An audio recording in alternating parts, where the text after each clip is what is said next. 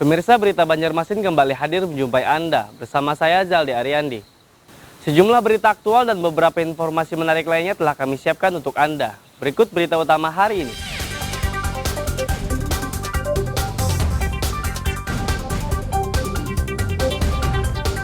Ratusan warga antusias berbelanja di pasar murah yang digelar di Taman Kamboja, Banjarmasin.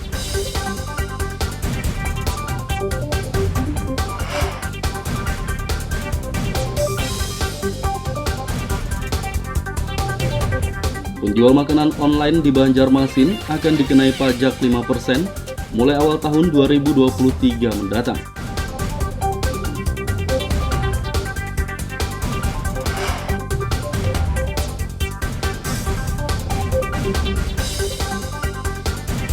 Sepuluh atlet karate terbaik Kalsel diberangkatkan untuk mengikuti kejuaraan karate tingkat dunia.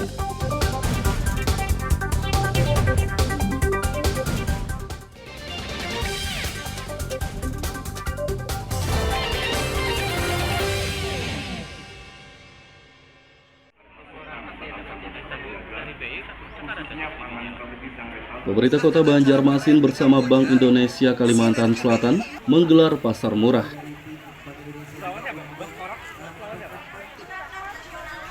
Pasar murah digelar di Taman Kamboja, kawasan Anang Adenansi, Banjarmasin Tengah, Senin pagi. Berbagai bahan pokok tersedia di pasar ini seperti beras, minyak goreng, telur, gula, bawang, ayam potong, dan yang lainnya.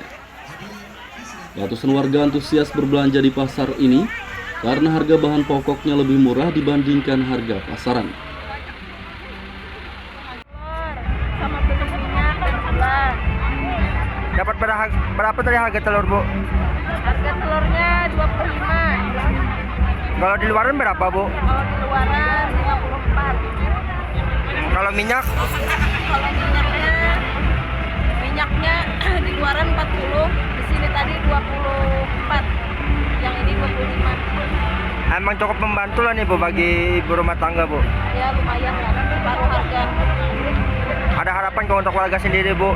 Ini kan harga sembako kan naik nih di luaran. Harapan Ibu apa nih, Bu? Kalau bisa sih harganya diturunin aja supaya bawa beli yang lain-lain. Hari ini pesanan terbagi di Kaurung Habio ada 2.100. Jadi kami bagi komoditinya untuk telur 1.000, untuk minyak goreng dan gula itu 1.000, untuk bawang merah 100 kilo. Ini harganya lebih murah berapa persen, Pak, dari harga pasar? Ini ditebus dengan masyarakat, nah, dengan harga 45.000 mereka bisa tebus 25. Kalau gula dan minyak itu harganya 44, ditebus dengan 24. Harga bawang merah itu 30.000 ditebus dengan 10.000 subsidinya. Nah, makanya ini terjadi di setiap kelurahan nanti di kami termasuk. Pasar murah ini digelar sebagai salah satu upaya untuk mengendalikan inflasi. Dari Banjarmasin, Lutfi Darlan dan Hudail melaporkan.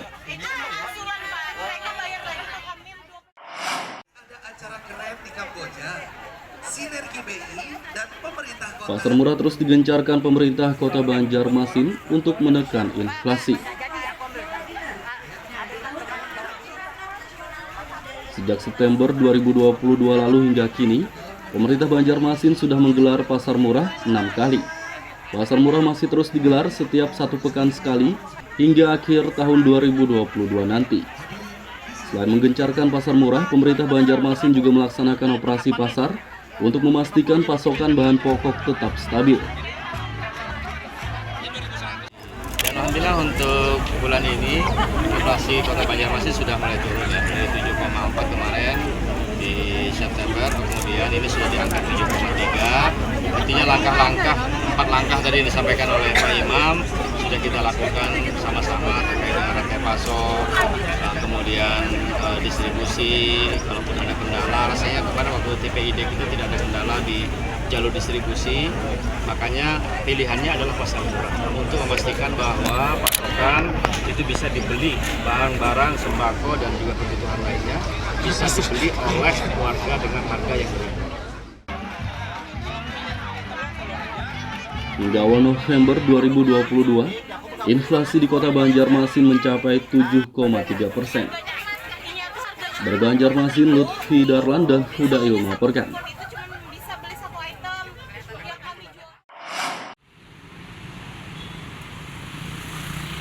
Penjual makanan online di kota Banjarmasin akan dikenai pajak. Pemerintah akan menarik pajak 5% dari penjual makanan yang dipesan antar melalui jasa ojek online. Saat ini aturan tentang pajak makanan online yang dibahas DPRD Banjarmasin sudah tahap penyelesaian. Penarikan pajak makanan online akan mulai diberlakukan pada awal tahun 2023 mendatang. Itu besarannya kan sekitar 10%. Nah, tapi kita kan tidak bisa langsung seperti itu. Kita akan mengkomunikasikan dulu dengan yang bersangkutan. Dalam ini kan kayak Gojek, GoFood, Grab. Nah, supaya ada terkabit gitu, nah, karena jadi masalah. Jadi kita sosialisasikan ke mereka. Sementara ini kita mungkin akan menaikkan 5% dulu lah. Berarti perdanya tahun ini rampung di kan? Saat ini perdanya sudah finalisasi di Dewan. Jadi setelah finalisasi mungkin ya tahun depan lah. Itu berarti Pak setiap pesanan yang dipesan, misalnya pesan makanan nih, itu udah tarik pajak 5% berarti. Berlakunya tahun ini kah tahun depan? Ya setelah kita perdakan tahun ini sosialisasikan ya tahun depan. Sebelum pajak makanan online diberlakukan, pemerintah Banjarmasin akan menyosialisasikannya kepada penjual makanan dan penyedia jasa pesan antar. Dari Banjarmasin, Lutfi Darlan dan Hudail melaporkan.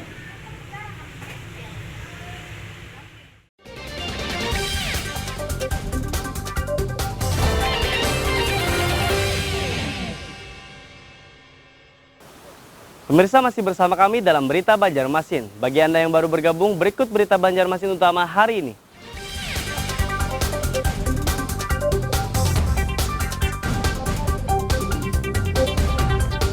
Ratusan warga antusias berbelanja di pasar murah yang digelar di Taman Kamboja, Banjarmasin.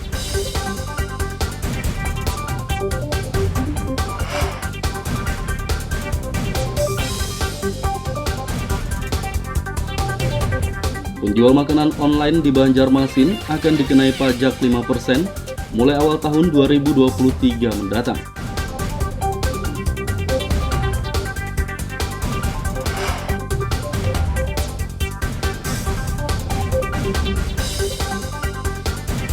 Sepuluh atlet karate terbaik Kalsel diberangkatkan untuk mengikuti kejuaraan karate tingkat dunia.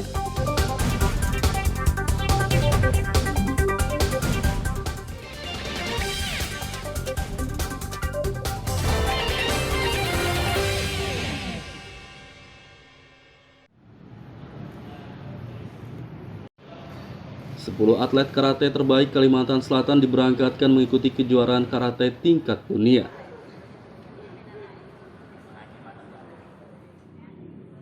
Pelepasan atlet berlangsung di halaman Mahligai Pancasila Banjarmasin akhir pekan lalu. 10 atlet yang tergabung dalam Horki Kalsel ini akan mengikuti kejuaraan karate tingkat internasional yang akan berlangsung di Jakarta.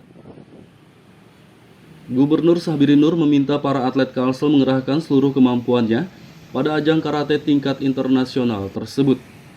Ia berharap atlet Kalsel mengharumkan nama Indonesia melalui kejuaraan tersebut.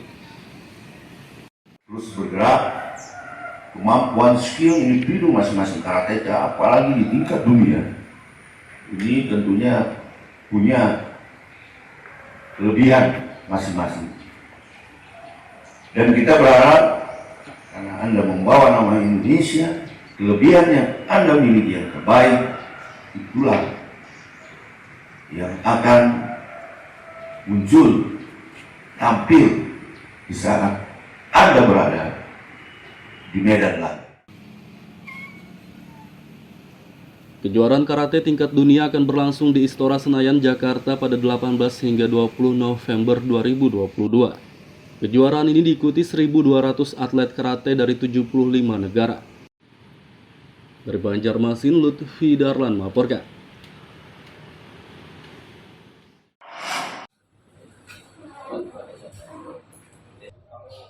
Pendaftaran seleksi pegawai pemerintah dengan perjanjian kerja P3K guru di Kabupaten Tabalong dibuka.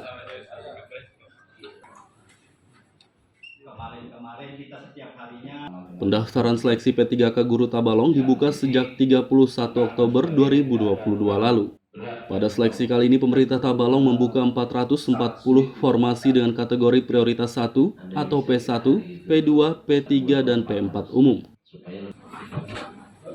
Untuk P1 diperkirakan ada 55 orang dan akan dilanjutkan untuk prioritas 2. Dan apabila di prioritas 2 ini masih ada sisa, akan dilanjutkan ke prioritas 3. Dan apabila di prioritas 3 ini masih ada sisa formasi, akan dilanjutkan ke prioritas 4 untuk dilaksanakan secara tes CAT. Hingga kini sudah ada 55 pelamar untuk seleksi prioritas 1. Pendaftaran akan terus dibuka hingga prioritas 2 dan seterusnya jika formasi yang tersedia masih tersisa. Dari Kabupaten Tabalong, Lutfi Darlan melaporkan.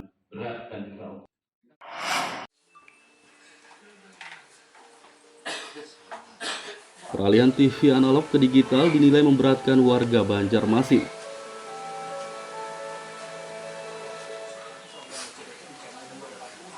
Wakil Ketua Komisi 3 DPRD Afrizaldi mengatakan, banyak warga yang belum dapat menikmati siaran digital karena tidak bisa membeli set-top box. Ia menyarankan pemerintah Banjarmasin menyediakan alat pengkonversi siaran analog tersebut. Menurutnya, pemerintah dapat menyediakan set-top box untuk warga melalui kerjasama dengan perusahaan dan menggunakan dana CSR.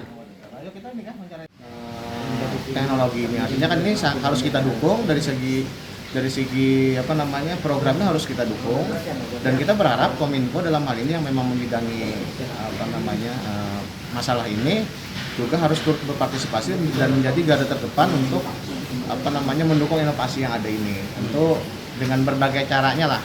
Artinya kalau memang memenuhi regulasi dan sesuai dengan aturan, ya kita mungkin bisa bantu pemenuhan set-box untuk beberapa titik sebagai sampel bahwa kita turut mendukung program kementerian ini. Maksudnya subsidi dari pemerintah kan?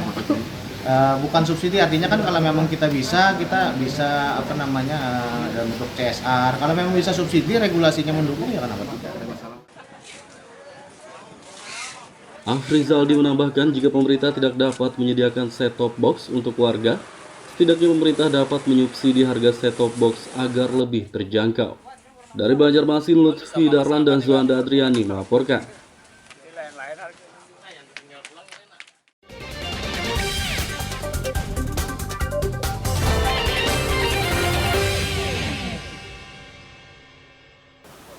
Pemirsa, masih bersama kami dalam Berita Banjarmasin. Bagi Anda yang baru bergabung, berikut Berita Banjarmasin utama hari ini.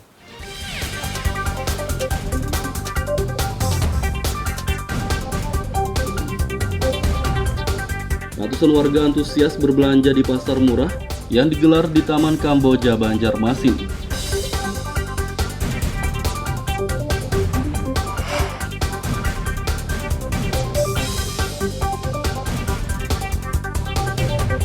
Penjual makanan online di Banjarmasin akan dikenai pajak 5% mulai awal tahun 2023 mendatang.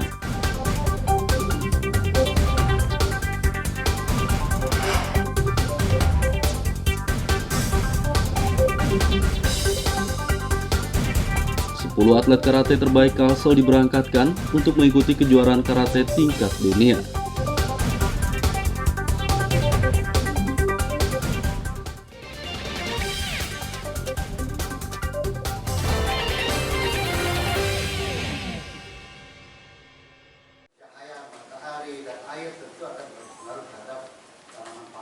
Belakangan ini marak beredar isu tentang Kalimantan Selatan yang sedang mengalami defisit atau kekurangan beras.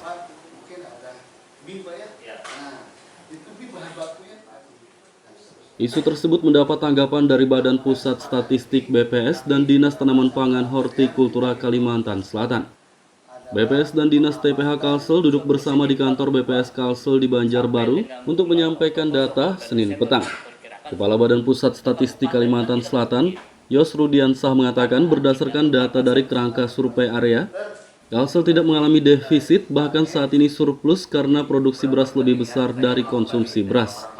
Yos menyebut Kalsel mengalami surplus beras sebesar 42,26 ribu ton. Kondisi produksi dan konsumsi beras di Kalimantan Selatan sampai dengan akhir tahun 2022 diperkirakan surplus. Menurut penghitungan kami ada surplus banyak 42.000 ton beras. Itu yang intinya.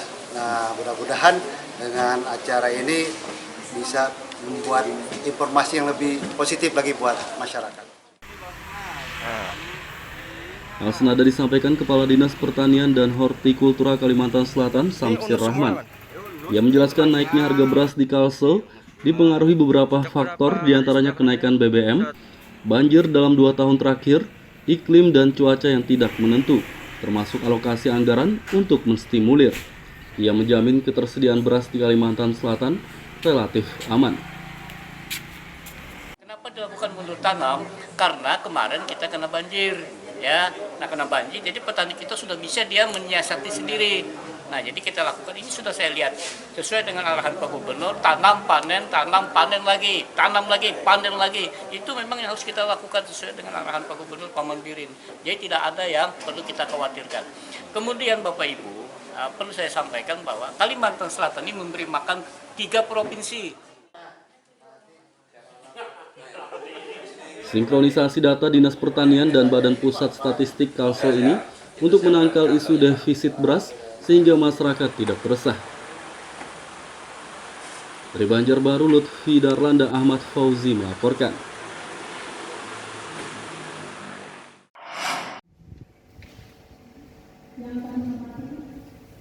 Kades pengganti antar waktu terpilih Desa Belandayan Muara dilantik di Aula Kantor Kecamatan Alalak Senin pagi.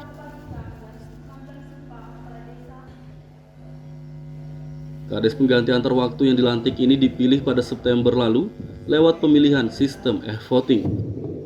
Pemilihan pengganti antar waktu Kepala Desa Belandayan Muara ini dikarenakan Kades sebelumnya tersandung kasus penyelewengan dana desa. Camat Alalak Muhammad Sa'rawi mengatakan Kades sebelumnya terjerat kasus hukum dan sempat diganti pejabat sementara selama kurang lebih 10 bulan. Kini dilanjutkan Kades pengganti antar waktu. Mudah-mudahan Desa Belandayan Muara ini kedepannya dapat jadi desa yang maju lah, seperti desa-desa yang lain. Kalau Kades sebelumnya kenapa tuh jadi diganti itu? Kemarin memang ada permasalahan hukum sehingga harus diberhentikan tetap. Kemudian sempat kami jabat selama kurang lebih 10 bulan. Dalam proses 10 bulan ini terjadi kemarin proses untuk menjadi PAW. Kades Belandayan Muara Fahrul mengatakan setelah ditetapkan sebagai Kades pengganti antar waktu, ia akan melaksanakan tugas sebagaimana peraturan yang ada. Artinya setelah dilantik setelah pelantikan ini kan artinya kita resmi jadi kepala desa. Nah, kita minta dukungan dan bimbingan dari seluruh masyarakat Desa Belandayan Muara agar supaya kita bisa melaksanakan tugas dan fungsi kita sebagai kepala desa sesuai peraturan yang ada. Jadi untuk mengenai ini kan mendekati akhir tahun, nah mungkin seperti apa nih untuk menyelesaikan program-program terdahulu, apakah dilanjutkan atau dibuat baru nih? Untuk program yang masih belum terlaksana itu nanti kita koordinasikan dulu sama perangkat desanya bagaimana tindak lanjutnya ke depannya. Dengan ditetapkannya Kades pengganti antar waktu masa jabatan 2022 hingga 2025, pembangunan desa yang sempat tertunda akan dilanjutkan. Dari Kabupaten Batola, Lutfi Darlan dan Ibrahim melaporkan.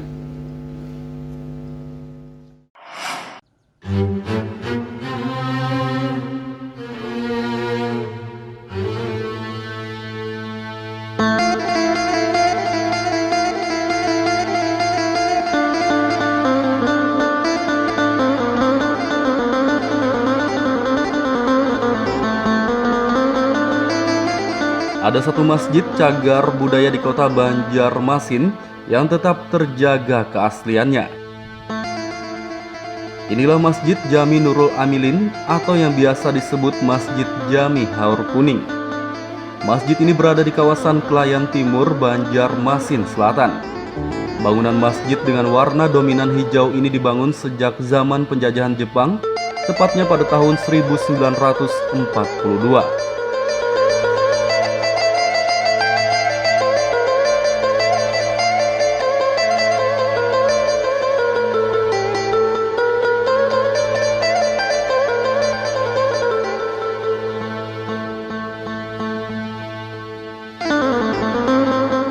Masjid ini telah dijadikan cagar wisata religi oleh pemerintah karena konstruksi bangunan kayunya tetap kokoh hingga kini. Sebagian besar material kayu pada masjid ini seperti dinding, tiang, pintu dan lainnya masih asli sejak dibangun.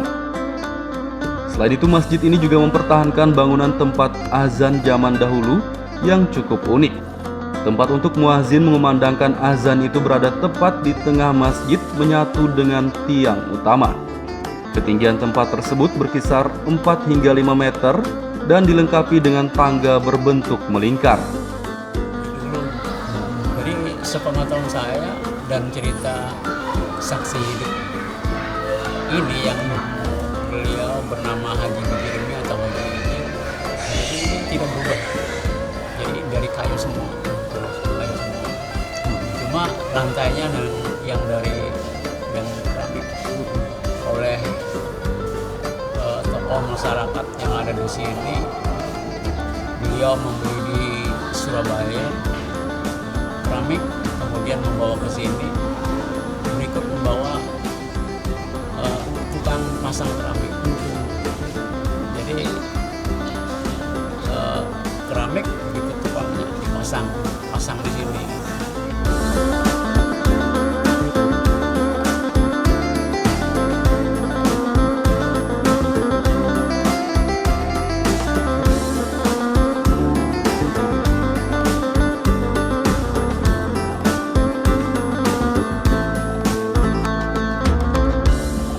Meski telah menjadi cagar wisata religi, masjid ini masih digunakan untuk ibadah salat 5 waktu dan salat Jumat.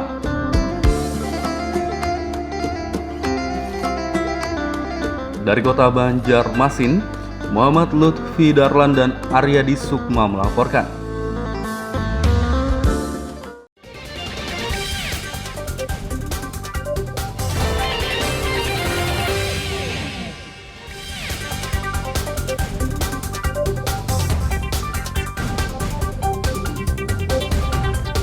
Ratusan warga antusias berbelanja di pasar murah yang digelar di Taman Kamboja, Banjarmasin.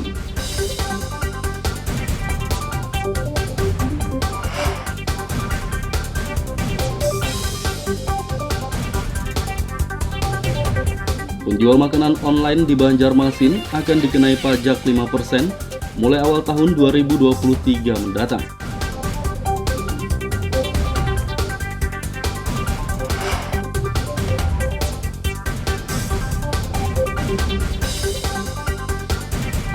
Sepuluh atlet karate terbaik Kalsel diberangkatkan untuk mengikuti kejuaraan karate tingkat dunia.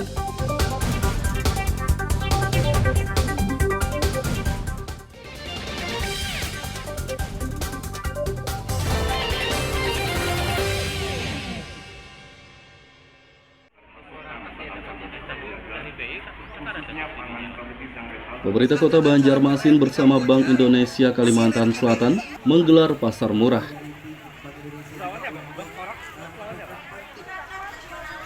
Pasar murah digelar di Taman Kamboja, kawasan Anang Adenansi, Banjarmasin Tengah, Senin pagi. Berbagai bahan pokok tersedia di pasar ini seperti beras, minyak goreng, telur, gula, bawang, ayam potong, dan yang lainnya. Ratusan warga antusias berbelanja di pasar ini karena harga bahan pokoknya lebih murah dibandingkan harga pasaran.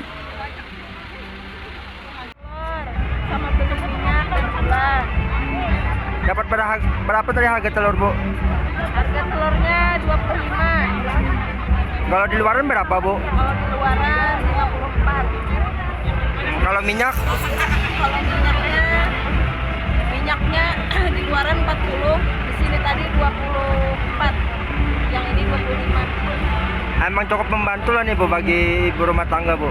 Ya lumayan lah, paruh harga. Ada harapan untuk warga sendiri, Bu? Ini kan harga sembako kan naik nih di luaran. Harapan Ibu apa nih, Bu? Kalau bisa sih harganya diturunin aja supaya kawa beli yang lain-lain. Hari ini kupon yang terbagi di Kaurung Habio ada 2.100. Jadi kami bagi komoditinya untuk telur 1.000, untuk minyak goreng dan gula itu 1.000, untuk bawang merah 100 kilo. Ini harganya lebih murah berapa persen Pak dari harga pasar? Ini ditebus dengan masyarakat lah. Dengan harga 45.000 mereka bisa tebus 25. Kalau gula dan minyak itu harganya 44 ditebus dengan 24.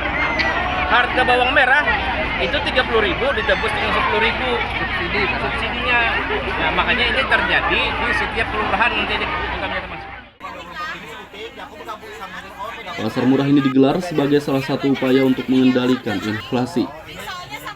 Dari Banjarmasin, Lutfi Darlan dan Hudail melaporkan.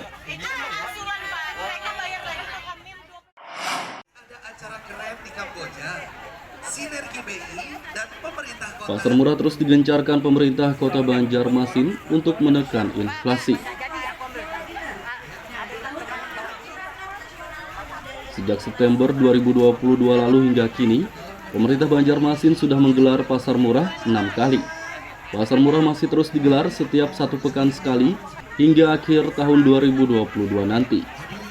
Selain menggencarkan pasar murah, pemerintah Banjarmasin juga melaksanakan operasi pasar untuk memastikan pasokan bahan pokok tetap stabil. Dan alhamdulillah untuk bulan ini inflasi Kota Banjarmasin sudah mulai turun ya, dari 7,4 kemarin di September, kemudian ini sudah di angka 7,3. Artinya langkah-langkah, 4 langkah tadi yang disampaikan oleh Pak Imam sudah kita lakukan sama-sama terkait dengan rantai pasok, kemudian distribusi. Kalaupun ada kendala, rasanya kemarin waktu TPID kita tidak ada kendala di jalur distribusi, makanya pilihannya adalah pasar murah untuk memastikan bahwa pasokan itu bisa dibeli barang-barang sembako dan juga kebutuhan lainnya bisa dibeli oleh keluarga dengan harga yang berimbang. Hingga awal November 2022, inflasi di Kota Banjarmasin mencapai 7,3%. Dari Banjarmasin, Lutfi Darlan dan Hudail melaporkan.